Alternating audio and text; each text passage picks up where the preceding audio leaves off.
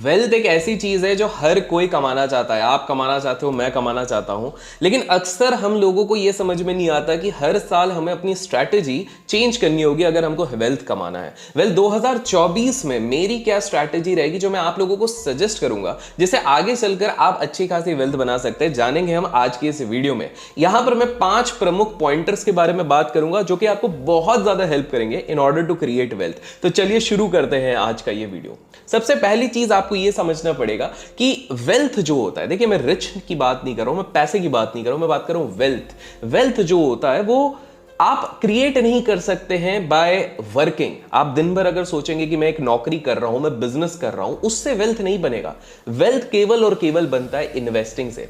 अब याद रखिए, इन्वेस्टिंग का मतलब मैं यहां ये नहीं कह रहा हूं कि आपको इक्विटी पे ही इन्वेस्ट करना पड़ेगा। आपको इन्वेस्ट करना पड़ेगा अपनी हेल्थ पे, आपको इन्वेस्ट करना पड़ेगा इंश्योरेंस पे, आपको इन्वेस्ट करना पड़ेगा रियल एस्टेट पे, आपको इन्वेस्ट करना पड़ेगा। So there could be different parameters based on your specialisation, कहां पर आपको इन्वेस्ट करना चाहिए। लेकिन हाँ, वेल्थ बनता है इन्वेस्टमेंट पे।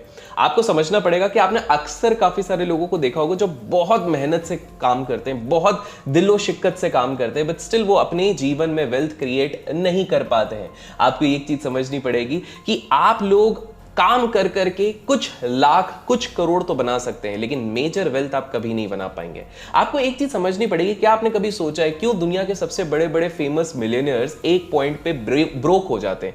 क्यों ऐसा हो जाता है कि वो इतने millions and millions of dollars कमाते हैं, बट रातों रात एक दिन आपको पता लगता है वो बैंकरप्ट हो जाते हैं? उदाहरण के तौर पर बताऊं तो world famous boxing champion Mike Tyson के बारे में तो आपने जाना ही होगा कि कितने बखूबी वो बॉक्सिंग खेलते थे, लेकिन आपको पता नहीं होगा कि उन्होंने $400 मिलियन अपने पूरे जीवन में बनाए थे। लेकिन अपने जीवन के एंड के आसपास कुछ साल बाद ही जब उन्होंने देखा तो वो $23 मिलियन के डेट उर्फ कर्जे पे थे। तो आपको समझना पड़ेगा, पैसा जो चीज होती है ना, बड़ी ट्रिकी सी चीज होती है, एवेसिव होती है। लेकिन मैं आप लोगों को आज 5 इस तरह की चीजें बताऊंगा जो आप लोगों को ध्यान रखना चाहिए, क्योंकि without strategy and without discipline आप कभी भी वेल्थ नहीं बना पाएंगे। तो पहली चीज जो आपको ध्यान रखनी है 2024 में, वो होगी इन्वेस्टमेंट रिलेटेड। आपको इन्वेस्ट करना है एज मच एज पॉसिबल जब आप यंग हैं। अक्सर काफी सारे लोग सोचते हैं कि मैं नौकरी करने के बाद जब ढेर सारा पैसा कमाऊंगा तो अपनी 40-45 की एज में मैं इन्वेस्टमेंट के बारे में सोचूंगा, टैक्स सेविंग के बारे में सोचूंगा, इंश्योरेंस के बारे में सोचूंगा, विच इज कंप्लीटली रॉन्ग। आप जब यंग होते हैं एंड आप जल्दी से जल्दी आपका जो वो इनफ्लो होता है पैसे का, उसको जब आप लगाते हो तो उसके चक्कर में क्या होता है कि आपकी कंपाउंडिंग प्रोसेस में काफी ज्यादा हेल्प होती है। देखिए, जब आप इनिशियल स्टेजेस में अननेसेसरी एक्सपेंसेस को अगर आप कट करते हो इनिशियल ईयर्स में, और आप वैल्यू ऑफ मनी को समझते हो, जैसे एक सिंपल सा उदाहरण देता हूं, अगर आप बाहर जंक फूड खाते हो, हर हफ्ते अगर 400 रुपए किसी तरह से आप बचा लेते हो और लॉन्गर पीरियड के लिए अगर आप निवेश करते हो, तो आप करीब करीब 12,60,000 रुपए कंपाउंडिंग के थ्रू अगले 20 साल में कमा सकते हो, merely by saving this 400 rupees and investing into the right tools. तो आप समझ रहे हो, 400 रुपए देखने के लिए काफी छोटा लगता है, और हर हफ्ते 400 रुपए तो हम खाने पीने में बाहर खर्च कर ही देते। लेकिन अगर हम मान लो 800,000 रुपए खर्च कर रहे हैं, उसमें से 400 रुपए बचा के उसको किसी तरह से हम SIP करते हैं म्यूचुअल फंड्स में, या किसी तरह निवेश करते हैं, कहीं ना कहीं वो हमारे वेल्थ को बढ़ाने के लिए हेल्प करेगा over the next 20 years without even thinking much. तो काफी सारे लोगों को लगता है कि इन्वेस्टिंग के लिए ना हमको अलग से बैठना पड़ेगा, अलग से डिवाइस करना पड़ेगा, अलग से हमको स्ट्रैटेजी बनानी पड़ेगी। Not necessary. अगर आप शांतिपूर्वक तरीके से बैठते हैं तो भी आप बहुत अच्छी तरीके से निवेश कर सकते हैं। तो पहला, invest as much as possible when you are young. दूसरी एक चीज जो आपको 2024 में करनी चाहिए वो होता है you need to take a term insurance. देखिए, अक्सर मैंने काफी सारे लोगों को देखा है वो ना टर्म इंश्योरेंस नाम सुन के उसको अवॉइड करने की कोशिश करते हैं। इंश्योरेंस भी अलग अलग तरीके, जैसे हेल्थ इंश्योरेंस काफी लोग अवॉइड करते हैं विदाउट इवन नोइंग कि अगर मेडिकल कॉस्ट की बात करें तो इंडिया में मेडिकल कॉस्ट बाप रे बड़े हाई होते हैं। इनफैक्ट आप लोगों ने देखा होगा कि मेडिकल कॉस्ट एक ऐसी चीज होती है जिसपे बार्गेनिंग नहीं होती है। आप जब सब्जी लेने जाते हो कहीं ना कहीं वहां तक बार्गेनिंग हो जाती है, पर जब मेडिकल कॉस्ट की बात करते हैं वहां पर कोई बार्गेनिंग नहीं होती है। और जब आप एडमिट होते हैं तब आपको रियलाइज होता है ओ माय गॉड, या फिर आपके कोई शुभचिंतक दुर्भाग्यवश एडमिट होते हैं, तब आपको समझ में आता है यार हमारे तो सारे पैसे खत्म हो जा रहे हैं। इसी के लिए बहुत ज्यादा जरूरी होता है कि आप एक अच्छा टर्म इंश्योरेंस लें which is going to be helpful for you. और स्पेसिफिकली लेट्स से आप अगर अकेले व्यक्ति हैं आपके फैमिली में जो सोल ब्रेड अर्नर है फैमिली का। सोल ब्रेड अर्नर मतलब आपकी ही एक डिसेंट जॉब है, तो कहीं ना कहीं अगर कोई प्रॉब्लम आपको आगे खुदा ना खास्ता तो उसके कारण पूरी फैमिली इकोनॉमिकली सफर करेगी। तो इस चीज में आपको कौन हेल्प कर सकता है? मैं नहीं, इसमें आपको हेल्प कर सकते हैं पॉलिसी बाजार। पॉलिसी बाजार में आप कंपेयर कर सकते हैं और बाय कर सकते हैं 20+ इंश्योरर्स के साथ। लो प्रीमियम पे यहां पर आप कर सकते हैं, जहां पर आपको हाई सम एश्योर्ड मिलेगा। 1 करोड़ का प्लान यहां पर आपको केवल 473 रुपीज पर मंथ में मिल सकता है। कवरेज आपको 80 साल 80 ईयर्स तक मिल सकता है। टर्म प्लान यहां पर कवर करते हैं 59 critical illness with the help of a rider. Policybazaar because online portal रहता है तो आपके एडिशनल कॉस्ट प्रीमियम्स के बच जाते हैं, बिकॉज आप ऑफलाइन जब खरीदते हैं तो एजेंट आपसे एक्स्ट्रा पैसे मांग लेता है। राइडर के ऑप्शंस होते हैं, एक्स्ट्रा कवरेज होते हैं जैसे कि एक्सीडेंटल कवर हो गया एक्सेट्रा। साथ में टैक्स बेनिफिट मिलता है under the section 80C। Online पे डिस्काउंट आपको 10% तक तो मिल ही जाता है। सबसे बेस्ट बात है 24/7 क्लेम असिस्टेंस आपको मिलता है जब भी आपको क्लेम की प्रोसेसिंग के लिए इशू होता है। 100% आपको जो कॉल्स होते हैं आप करते हैं वो रिकॉर्ड होता है ताकि आपको कुछ मिस सेलिंग नहीं की जा सकती है। डेडिकेटेड क्लेम सपोर्ट होता है और साथ में पॉलिसी बाजार के एडवाइजर्स आपकी सिटी में भी आपको हेल्प करने के लिए अवेलेबल होते हैं। तो आप किस चीज का वेट कर रहे हो? अगर आज आप टर्म इंश्योरेंस लेना चाहते हो और इस एरिया को एटलीस्ट सिक्योर करना चाहते हो 2024 में, तो लिंक मैंने डिस्क्रिप्शन में दिया है, जाके चेकआउट जरूर कीजिए। के साथ 2024 में जो नेक्स्ट चीज आपको एकदम ध्यान रखनी है वो है कि आपको वाइजली स्पेंड करना है। अब वाइजली स्पेंड करने का अर्थ क्या हुआ? देखिए क्या हो जाता है कि काफी सारे लोग जब पहली बार पैसा आता है ना तो वो अंधाधुन उड़ाने लग जाते हैं। जैसे पायरेट्स ऑफ कैरिबियन करके एक मूवी थी, तो उसमें एक स्टार थे, तो वो स्टार के साथ भी सेम चीज हुई थी। वो क्या करते थे, जैसे उन्होंने बहुत सारा पैसा कमाना शुरू किया तो ये दारू पी रहे, ये अय्याशी करे, विच इज कंप्लीटली रॉन्ग।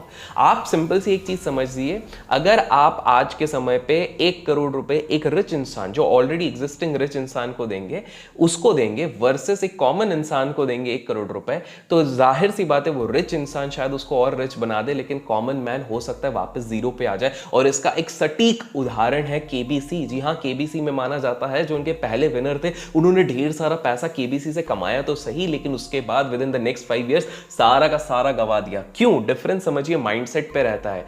ये जो अमीर पहली बार बनेंगे वो बोलेंगे ये गाड़ी ले लो, ये बंगला ले लो, ये ले लो, वो ले लो, लेकिन जो पहले से रही से उसको पता है power of compounding, power of real estate, वो एंजॉय करेगा। मैं ऐसा नहीं कह रहा हूं वो एंजॉय नहीं करेगा, लेकिन वो वाइजली स्पेंड करेगा। This is particularly a mindset difference जो आपको लाना है। और वैसे अगर आपको माइंडसेट रिलेटेड और वीडियो चाहिए, चाहे वो ट्रेडिंग रिलेटेड हो, इन्वेस्टिंग रिलेटेड हो, तो कमेंट्स में माइंडसेट लिख दीजिएगा। और अभी तक इस वीडियो को लाइक नहीं किया तो लाइक जरूर कीजिएगा, इससे प्रोत्साहन मिलता है। इसी से रिलेटेड नेक्स्ट चीज पे चलते हैं। जो नेक्स्ट पॉइंट है वो है ऐसे एसेट्स बाय कीजिए जो अप्रिशिएट करें। देखिए हमने रिच डैड पुअर डैड के बारे में तो सुना हुआ है, हम सभी ने पढ़ा हुआ है, और उसमें एक चीज लिखी रहती है कि boss always try to buy assets. लेकिन ऐसे एसेट्स बाय मत करो। देखो एसेट तो अगर आप गाड़ी लेते हो वो भी एक एसेट है, घर लेते हो वो भी एसेट है, लेकिन एसेट ऐसे लो जो आपके लिए अप्रिशिएट करे वैल्यू। एग्जाम्पल के तौर पे जब आप एक मेट्रो सिटी पे एक फ्लैट लेंगे, एक नॉर्मल सा फ्लैट लेंगे, there is a high possibility कि उस पर डेप्रिसिएशन लगेगा। वहीं पर अगर आप एक प्लॉट लेते हैं तो वह अप्रिशिएट होगा।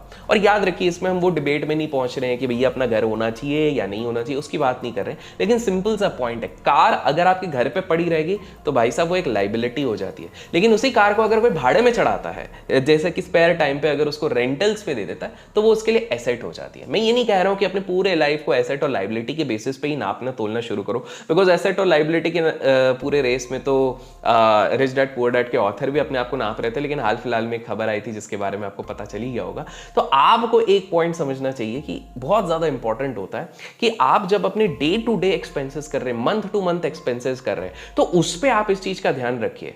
अगर मैं एक आईफोन ले रहा हूं तो वो मेरे लिए बेनिफिशियल है, because as a creator I want to create good videos for all of you. लेकिन एज अ स्टूडेंट अगर 7th क्लास का बच्चा जिसका कोई प्लान नहीं है, वो सिर्फ अपनी मूवीज देखने के लिए घर वालों को जिद करके एक लेता है आईफोन, तो मेरे हिसाब से डजंट मेक सेंस। हाँ, अगर आफ्टर अ जॉब उसको लगता है कि मेरे प्रोफेशनल वर्क इससे काफी ज्यादा स्मूदन हो जाएगा, उसके लिए वो लेता है, that is definitely going to help him out. तो याद रखिए, buy assets that appreciate in value. और इसी के साथ 2024 में सबसे इंपॉर्टेंट चीज जो आपको ध्यान रखनी है वो आपको समझना पड़ेगा कि टैक्स सिस्टम कैसे वर्क करता है। आपको समझना पड़ेगा हमारे देश में tax system for different entities different तरीकों से वर्क करती है। फॉर एग्जाम्पल, अगर आप एक कॉर्पोरेट बनाते हैं तो उसको अलग तरीके से टैक्स किया जाता है, और अगर आप एक सैलरीड इंडिविजुअल है तो अलग तरीके से टैक्स किया जाता है। आप जब एफएनओ में ट्रेड करते हैं तो उसका टैक्सेशन अलग होता है, जब आप इंट्राडे या फिर शॉर्ट टर्म कैपिटल के हिसाब से करते हैं उसका टैक्सेशन अलग होता है। याद रखिए, वाइज इंसान वही होता है जो इस टैक्स सिस्टम को समझे।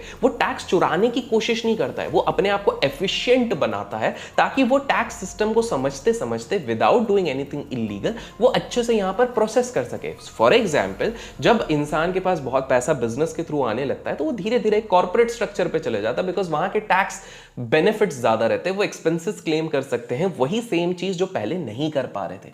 आपको एक चीज समझनी पड़ेगी कि अब जब आप एक टैक्स सिस्टम को समझने लग जाते हैं तो उस हिसाब से आप अपनी प्रॉपर साल भर की प्लानिंग कर सकते हैं कि किस प्रकार से एक्सपेंसेस क्लेम करने हैं, किस प्रकार से अवॉइड करने हैं। इसके लिए सीएस भी बिल्कुल हेल्प आउट करते हैं, और मैं तो आप लोगों को इंसिस्ट करूंगा अगर सीए नहीं भी हो तो थोड़ा पढ़ लिख के, हमारे चैनल पे भी हमने कुछ टैक्स रिलेटेड वीडियोस पहले बनाए हुए हैं, जाके चेकआउट करो, because this is definitely going to help you out in 2024। तो आपको क्या करना है, आपको टैक्स सिस्टम को अच्छे से समझना है। तो ये थे वो 5 चीजें जो मुझे लगता है 2024 में आपको ध्यान रखना चाहिए अगर आपको फाइनेंशियली इंडिपेंडेंट होना है और अपने माइंडसेट को सही करना है। और जैसे ही हमने टैक्स सिस्टम की बात करी तो आप लोग, वैसे भी मैंने आपको बताया किस तरह से टैक्स सेव कर सकते हो। अंडर एटीसी 1.5 लाख रुपीस तक का आप टैक्स सेव कर सकते हो यूजिंग अ टर्म इंश्योरेंस, जिसके लिए आप डेफिनेटली पॉलिसी बाजार चेकआउट कर सकते हो। लिंक आपको डिस्क्रिप्शन में मिलेगा। आशा करता हूं आज का वीडियो पसंद आया लाइक शेयर सब्सक्राइब करना ना भूले। Till then keep learning, keep growing, keep investing and keep trading.